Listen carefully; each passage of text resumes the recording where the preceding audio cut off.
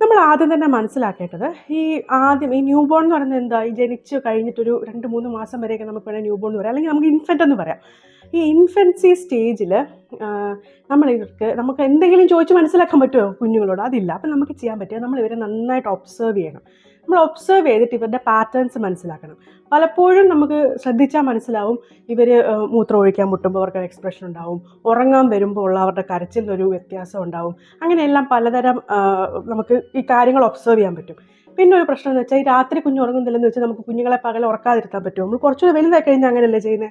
രാത്രി ഉറങ്ങാതിരിക്കുമ്പോഴത്തേനും നമ്മൾ ഒന്നെങ്കിൽ അവരുടെ നാപ്പ് കുറച്ച് അഡ്വാൻസ് ചെയ്ത് നേരത്തെ ആക്കും, അല്ലെങ്കിൽ ഇന്ന് വൈകുന്നേരം അവനെ ഉറക്കണ്ട എന്നങ്ങ് തീരുമാനിച്ചിട്ട് രാത്രി കുറച്ച് നേരത്തെ കിടത്തി ഉറക്കും. അങ്ങനെയൊക്കെയാണ് ചെയ്യുന്നത്. പക്ഷേ ന്യൂ ബോൺസിൻ്റെ കാര്യം അങ്ങനെയല്ലല്ലോ.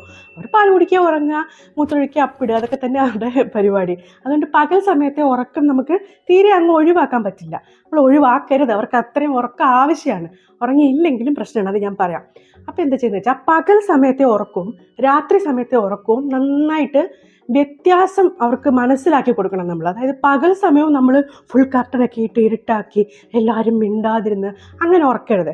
പകൽ സമയത്ത് സ്വാഭാവികമായിട്ടും പ്രഷർ കുക്കർ ചീറ്റുന്നുണ്ടാവും, അപ്പുറത്തെ വീട്ടിൽ തേച്ച് തുണി അലക്കുന്നുണ്ടാവും, അപ്പുറത്തെ വീട്ടിൽ വണ്ടി ഓണാക്കുന്ന സൗണ്ട് ഉണ്ടാവും, അങ്ങനെ പലതരം സൗണ്ട് ഉണ്ടാവും.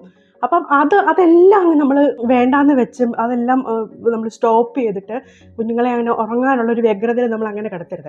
പകൽ സമയത്ത് ഇത്തരം ശബ്ദങ്ങളിൽ കൂടെ തന്നെ അവർ ഉറങ്ങിക്കോട്ടെ.